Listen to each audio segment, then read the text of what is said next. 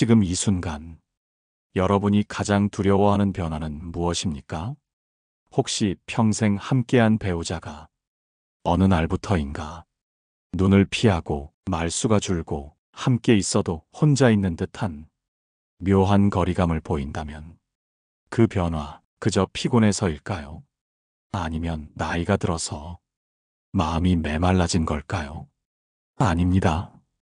여러분이 느끼는 그 작은 변화는 결코 가벼이 넘겨서는 안 될 삶의 균열일 수 있습니다. 오늘 방송은 바로 이 질문에서 시작합니다. 노후에 갑자기 달라진 배우자의 태도, 무엇을 의심해야 할까? 여러분, 오랜 세월을 함께 산 부부는 말이 없어도 통하고 말없이 있어도 편안한 사이가 되기 마련입니다. 하지만 그런 배우자가 어느 날부터 이유 없이 예민해지고 전엔 하지 않던 행동을 하며 혼자 있는 시간이 많아졌다면 그건 그냥 지나쳐도 될 일일까요? 오늘 방송에서는 노년의 배우자가 갑자기 변했다면 의심해봐야 할 세 가지를 하나씩 짚어보겠습니다. 첫 번째는 당연하게 여겨질지도 모릅니다. 바로 불륜입니다. 두 번째는 많은 분들이 간과하는 우울증입니다. 그리고 마지막 세 번째는 조용히 마음을 닫고 새로운 정서적 회피로 빠지는 삶의 회피 증후군입니다. 이야기의 시작은 서울 양천구에 사시는 강정희 어르신의 상담 사례에서 출발합니다. 강 어르신은 남편과 50해를 함께 살아온 평범한 주부셨습니다. 남편은 늘 무뚝뚝했지만 성실했고 가정에도 충실했던 사람이었습니다. 그런 남편이 어느 날부터인가 하루 종일 휴대폰을 손에 쥐고 있고 식사 시간에 말이 줄었으며 혼자 외출하는 시간이 늘어났다고 합니다. 처음엔 그냥 은퇴 후에 할 일이 없으니 그런가 보다 했어요. 그런데 이상하게 자꾸 마음이 불안한 거예요. 강 어르신은 남편의 카카오톡 화면에서 익숙하지 않은 이름을 하나 발견했습니다. 이름은 평범한 여성이었고 대화창은 모두 삭제되어 있었지만 프로필 사진은 꽃다발과 와인잔이었습니다. 그날 밤 강 어르신은 한참을 울었다고 합니다. 젊었을 땐 남편이 바람을 피우면 그냥 뛰쳐나가려고 했을 거예요. 근데 이 나이에 그게 너무 허망하더라고요. 그녀는 분노보다는 황망함에 사로잡혔다고 합니다. 나는 이 사람을 믿고 반평생을 살았는데 나는 도대체 뭐였나 싶었어요. 이 이야기는 우리에게 중요한 질문을 던집니다. 왜 오래 살아온 부부 사이에 이런 일이 생기는가? 그리고 그 변화의 기운을 어떻게 감지하고 어떻게 대응해야 하는가? 배우자의 급격한 변화는 그냥 지나가는 감정의 파도가 아닙니다. 그 안에는 무너져가는 관계의 징조와 회피된 책임의 그림자, 그리고 혼자 남겨질지도 모른다는 깊은 불안이 숨어 있습니다. 철학자 쇼펜하우어는 가장 잔인한 이별은 말없이 멀어지는 것이다라고 말했습니다. 오늘 우리는 그 잔인한 이별을 막기 위해 이 세 가지 징후를 미리 알아보고 어떻게 대응해야 우리의 삶과 존엄을 지킬 수 있는지 차근히 이야기 나눠보겠습니다. 다음으로 첫 번째 변화, 배우자의 불륜을 의심할 수밖에 없는 구체적인 징후와 그 안에 담긴 심리적 원인을 사례를 통해 풀어보겠습니다. 강정희 어르신의 사례는 우리에게 노년에도 불륜은 결코 먼 이야기만은 아니라는 것을 분명하게 보여주었습니다. 그럼에도 불구하고 많은 분들은 이렇게 말합니다. 설마 저 사람이 지금 와서 딴 마음을 품겠어? 노인네가 뭘 하겠어? 하지만 여러분, 감정은 나이를 가리지 않습니다. 외로움도, 설렘도, 자존심도, 정서적 갈증도 70이 넘는 나이에 충분히 살아 있습니다. 그래서 노년에 이르러 자녀도 손자도 모두 출가한 뒤 집안에 둘만 남은 고요 속에서 새로운 감정의 틈이 생겨나는 겁니다. 배우자의 불륜을 의심해 볼 수 있는 몇 가지 뚜렷한 신호들이 있습니다. 첫 번째, 휴대폰 사용이 늘어나고 비밀번호를 바꾸거나 혼자 있을 때만 전화를 받는 경우입니다. 실제로 상담을 왔던 한 어르신은 남편이 늘 부엌에 휴대폰을 놓고 다니던 사람이었는데 어느 날부터 심지어 화장실 갈 때도 휴대폰을 들고 간다고 했습니다. 그 작은 변화가 가정의 평화를 깨는 첫 번째 경고였던 셈이죠. 두 번째, 평소보다 외모에 신경을 쓰기 시작했을 때입니다. 머리를 감는 빈도, 옷차림, 향수를 사용하는 습관까지 예전과 달라졌다면 그 안에는 감추고 싶은 누군가가 생겼을 가능성이 높습니다. 세 번째는 배우자와의 거리두기입니다. 대화를 피하고 같은 공간에 있어도 말을 줄이며 이전과는 달리 냉담하거나 방어적인 태도를 보인다면 그건 감정적으로 다른 누군가에게 마음을 기울이고 있다는 신호일 수 있습니다. 이런 증상들이 동시에 나타날 경우 더 이상 단순한 기분 변화나 나이 든 사람의 변덕으로 봐서는 안 됩니다. 그렇다면 왜 노년에 들어 배우자가 갑자기 외도라는 길로 빠져드는 걸까요? 심리학자 칼 융은 인간의 갈망은 본능의 잔재가 아니라 의미를 찾으려는 깊은 욕구라고 말했습니다. 노년기 외도의 가장 큰 배경은 바로 존재감의 상실입니다.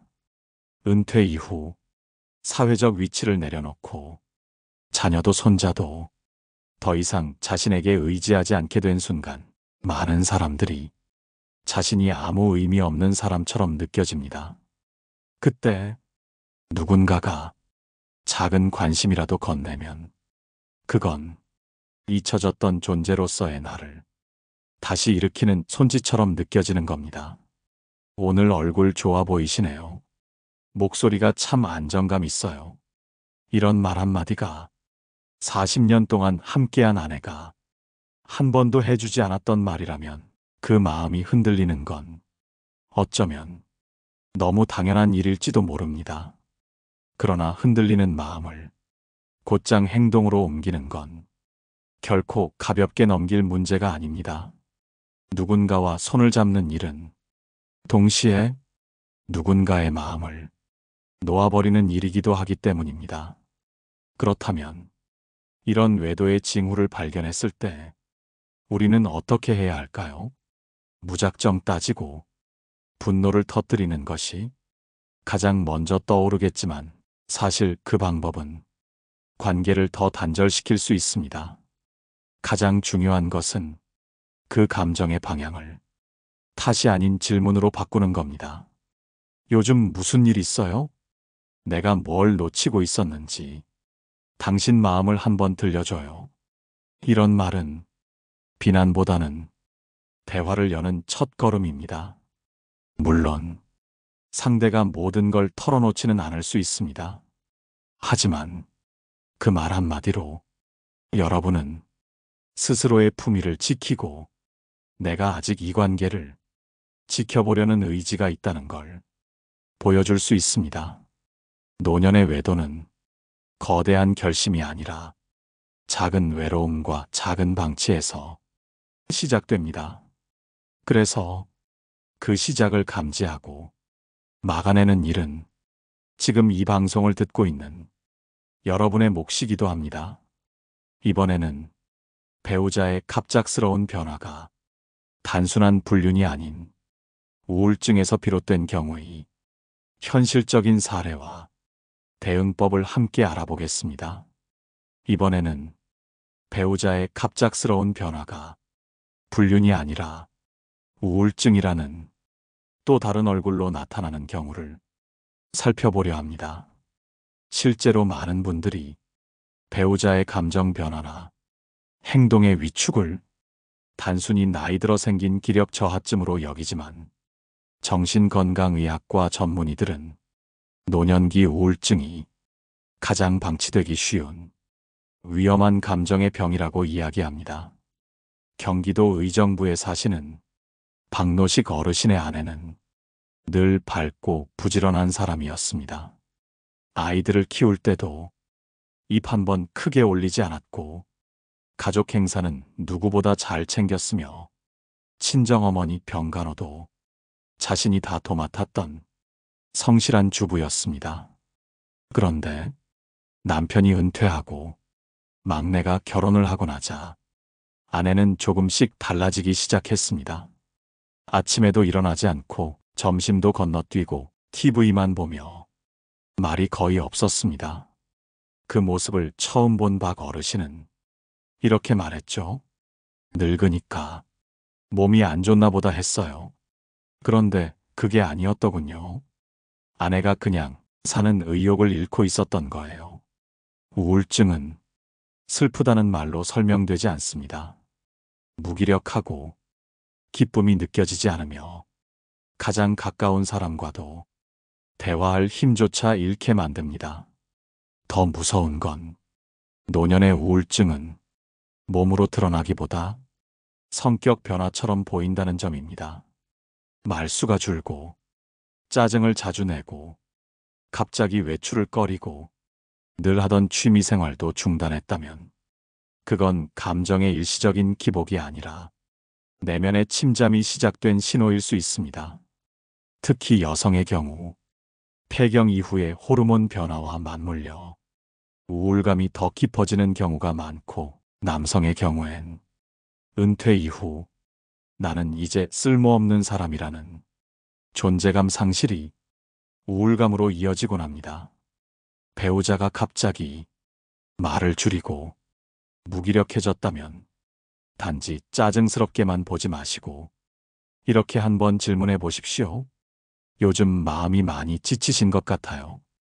혹시 뭘 걱정하고 계신 건가요? 이 질문은 정신과 진료보다 먼저 마음의 문을 두드리는 가장 부드러운 노크입니다. 박노식 어르신은 아내가 병원을 가자고 하자 처음엔 완강히 거부했다고 말합니다. 내가 미쳤다고 병원을 가냐고 남 보기에 창피하다고 하더라고요. 하지만 박 어르신은 매일 아내에게 오늘도 잘 일어나줘서 고마워요. 당신이 있어서 집이 따뜻하네요. 이런 짧은 말들을 하루에 한두 마디씩 계속 건넸습니다. 그리고 3개월쯤 지났을 때 아내는 작은 목소리로 이렇게 말했다고 합니다. 병원 같이 가줄래요? 그 말 한마디가 가족의 상처를 회복시키는 첫 번째 걸음이 되었던 겁니다. 우울증은 배우자가 여러분에게 화가 나서 그런 게 아닙니다. 세상과의 연결이 끊어지는 게 무서워서 그 고통을 조용히 삼키고 있는 겁니다. 여기서 중요한 건 그 끊어진 다리를 누가 먼저 놓느냐입니다. 감정이 닫힌 사람은 혼자 열지 못합니다. 늘 함께 살아온 여러분이 조용히, 부드럽게, 그리고 끈기 있게 다리를 놔주셔야 합니다. 철학자 마르틴 부버는 이런 말을 했습니다. 사람은 타인의 진심 앞에서만 진짜 존재로 다시 태어난다. 노년기의 변화는 다툼이 아니라 돌봄의 방식으로 다가가야 합니다. 이번에는 3번째 변화, 외도도 아니고 우울증도 아닌 삶 자체를 포기해버리는 심리적 철수 상태에 대해 이야기를 이어가 보겠습니다. 이번에는 조금 더 조용하고 은밀하게 다가오는 변화에 대해 이야기해 보겠습니다. 그 어떤 외도보다, 어떤 우울증보다도 더 무서운 변화, 바로 심리적 철수입니다. 심리적 철수란 배우자가 마음속에서 삶을 더 이상 받아들이지 않고 천천히 모든 것을 놓아버리는 상태를 말합니다. 눈에 띄게 큰 문제는 없지만 어느 날부터인가 밥 먹는 시간이 점점 늦어지고 대화는 줄어들며 감정 표현이 완전히 사라집니다. 그리고 어느 날 그 사람은 하루 종일 창밖만 보며 앉아 있고 무슨 일이 있어도 별다른 반응을 보이지 않습니다. 살아서 움직이고는 있지만 살고 있다는 느낌은 전혀 없어요. 이렇게 말하는 분들이 상담실에 오십니다. 부산의 정금네 어르신은 남편과 55년을 함께 살았습니다. 성실했고 과묵했지만 늘 아내에게는 한결같은 남편이었습니다. 그런데 작년에 백내장 수술을 받고 난 뒤부터 남편은 점점 말을 하지 않고 식사 자리에서도 숟가락을 놓고 멍하니 앉아 있곤 했습니다. 어르신은 말했습니다. 처음엔 건강 문제인가 싶어서 병원도 같이 다니고 약도 챙겨줬어요. 그런데 멀쩡하다는 거예요. 근데 사람이 점점 텅 비어가는 것 같았어요. 정 어르신은 남편이 손자 돌잔치에도 조용히 앉아만 있다가 끝나자마자 먼저 집에 가겠다고 말하는 걸 보고 심상치 않다고 느꼈습니다. 이후 그녀는 조용히 남편과 함께 산책을 시작했습니다. 하루에 30분, 같은 시간, 같은 거리. 처음엔 말없이 걷기만 했습니다. 그리고 어느 날 남편이 갑자기 이런 말을 했다고 합니다. 사는 게 왜 이렇게 허전한지 모르겠어. 그 말은 절망의 외침이 아니라 마음을 꺼내려는 작은 신호였습니다. 심리적 철수에 빠진 사람은 스스로는 그 감정을 잘 인식하지 못합니다. 그들은 삶에 대한 의미를 잃었고 누군가에게 자신이 여전히 쓸모 있는 사람인지 사랑받을 수 있는 사람인지 확신이 없는 상태에 머무릅니다. 심리적 철수는 고립에서 출발합니다. 은퇴, 자녀의 독립, 잦은 질병, 사회적 역할의 상실. 이 모든 것이 겹치면 사람은 점점 내면으로 움츠러들고 결국엔 삶의 표면에서 사라지기 시작합니다. 문제는 이 상태가 오래되면 정신적인 쇠약뿐 아니라 신체 건강에도 악영향을 미친다는 겁니다. 그러므로 이럴 땐 비난이나 강요보다 함께 무엇을 할 수 있는가를 찾아야 합니다. 정 어르신은 남편과 함께 옛 사진을 정리하면서 조용히 과거 이야기를 꺼냈습니다.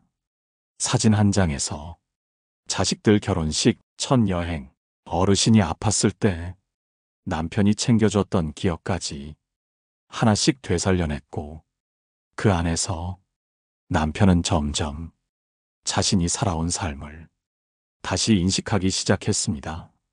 그 사람은 자기가 한 일이 다 사라진 줄 알았대요. 근데 내가 기억하고 있다는 걸 알게 되니까 살아있는 느낌이 든다고 하더라고요. 삶의 의욕은 거창한 성공이나 대단한 사건에서 오는 것이 아닙니다.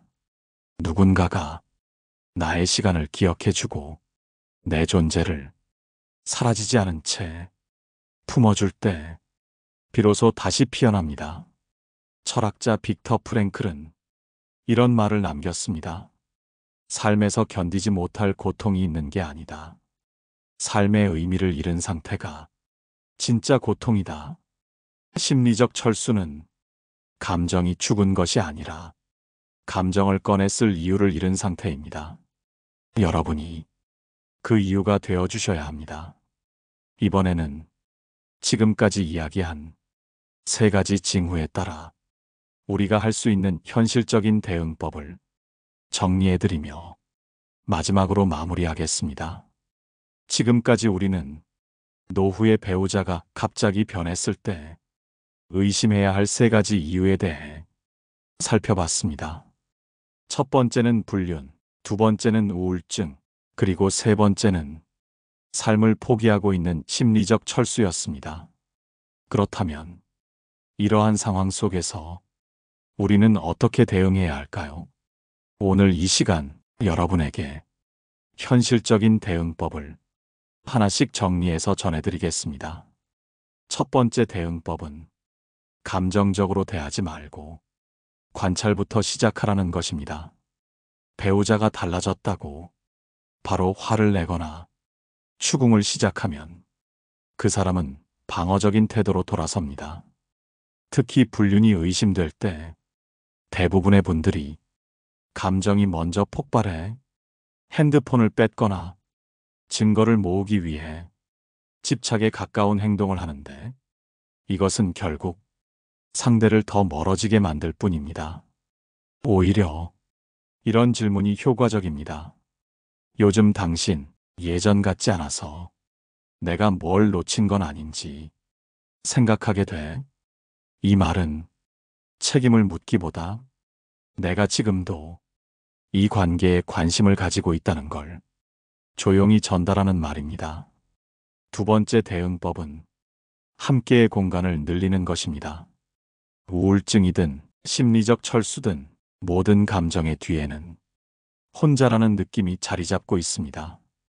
특히 남편이든 아내든 은퇴 이후엔 사람들과 어울릴 기회가 줄어들고 자신의 역할이 사라지면 말없이 내면으로 침잠해버립니다. 이럴 때는 같이 산책을 하거나 식사 후 커피 한 잔을 마시며 하루의 이야기를 한 문장이라도 나누는 것이 생각보다 큰 효과를 줍니다. 어떤 어르신은 남편이 말을 줄이고 하루 종일 TV만 보자 매일 저녁 오늘 좋았던 한 가지를 서로 말하는 시간을 10분씩 가졌다고 합니다.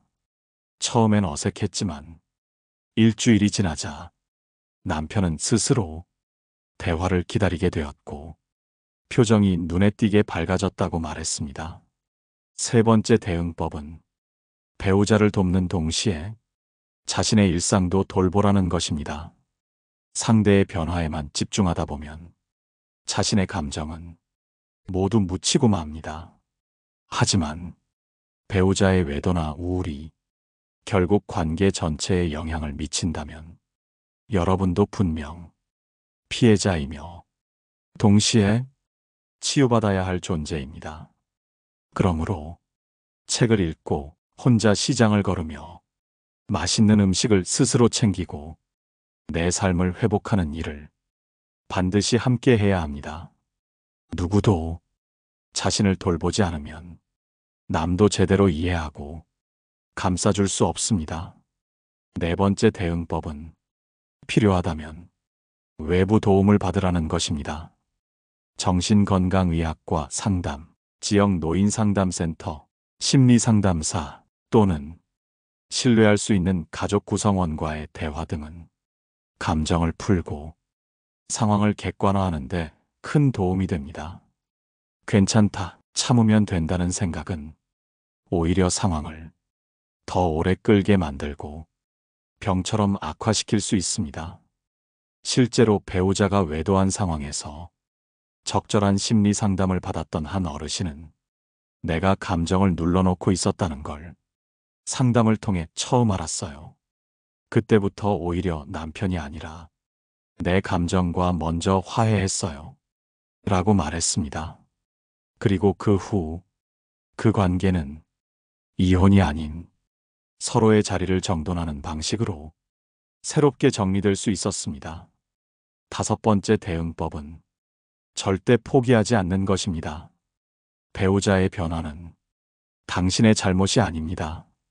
하지만 그 변화 이후 당신이 아무것도 하지 않는다면 그건 곧 당신 삶의 균형을 스스로 무너뜨리는 일이 됩니다. 그러니 지켜야 할 자신을 지키기 위해 말을 하셔야 합니다. 움직이셔야 합니다. 표현하고 도움을 구하고 자신을 위로하는 일을 절대 미루지 마십시오. 지금부터라도 천천히 그러나 분명한 걸음을 내딛어야 합니다. 철학자 한나 아렌트는 인간은 행동함으로써만 자신의 존재를 증명한다고 말했습니다. 지금 여러분이 할 수 있는 행동이 걱정을 말로 꺼내는 것이라면 그것이 시작입니다. 이번에는 지금까지의 내용을 마무리하며 여러분이 반드시 기억해야 할 핵심 메시지를 전하고 마음을 정리하는 시간으로 이어가 보겠습니다. 지금까지 여러분과 함께 노후에 갑작스레 달라진 배우자의 행동을 마주했을 때 그 안에 숨겨진 3가지 가능성과 그에 따른 대응법을 함께 살펴보았습니다. 이제 이 방송의 마지막 시간, 우리가 끝까지 품어야 할 태도와 기억해야 할 메시지를 조용히 정리해드리고자 합니다. 여러분, 배우자의 변화는 곧 내 삶의 균열이기도 합니다. 그 사람이 달라지면 내 일상이 흔들리고 내 감정도 함께 요동칩니다. 그러나 그 변화는 끝이 아니라 삶이 나에게 새로운 선택을 요구하는 신호일 수 있습니다. 첫 번째로, 절대 스스로를 탓하지 마십시오. 불륜이든 우울증이든 심리적 철수든 그 사람의 변화는 그 사람의 선택과 환경의 결과일 뿐 여러분의 잘못이 아닙니다. 자신을 탓하는 순간 상대의 문제였던 것이 내 마음에 병처럼 자리를 잡기 시작합니다. 두 번째로, 변화를 있는 그대로 받아들이는 용기를 가지셔야 합니다. 많은 분들이 설마 저 사람이 그럴 리가 없어, 이런 생각으로 현실을 외면하다가 더 깊은 상처를 입습니다. 하지만 진실을 외면한다고 진실이 사라지진 않습니다. 때론 냉정하게, 그러나 차분하게 변화를 바라볼 줄 아는 용기가 문제를 해결하는 첫걸음입니다. 세 번째로, 관계가 무너질까 두려워 아무 말도 하지 않는 태도는 오히려 관계를 더 멀게 만듭니다. 사랑은 표현되어야 하고 오해는 말로 풀어야 하며 불안은 질문으로 건너가야 합니다. 요즘 당신 마음은 어떤가요? 혹시 내가 놓치고 있는 게 있나요? 이런 말은 상대를 추궁하는 게 아니라 관계를 다시 엮는 실이 됩니다. 네 번째로, 여러분 자신을 가장 먼저 돌보셔야 합니다. 배우자의 변화를 감지했을 때 많은 분들이 상대의 감정에 매달리고 상대의 삶에만 집중합니다. 하지만 여러분이 무너지면 가정도 무너지고 관계도 회복하기 어렵습니다. 지금 이 순간 여러분 자신의 감정과 삶을 차분히 바라보십시오. 내가 무엇을 원하고 있는지, 내가 지금 어디가 아픈지를 먼저 알아차리는 것이 모든 회복의 출발점입니다. 다섯 번째로, 이 방송을 들으신 이후 꼭 한 가지 행동을 실천해 보시기 바랍니다. 가장 가까운 사람에게 한 문장이라도 마음을 꺼내 보이거나 혼자 조용히 일기를 써보거나 오늘 저녁만큼은 내가 좋아하는 반찬을 정성껏 차려보는 것도 좋습니다.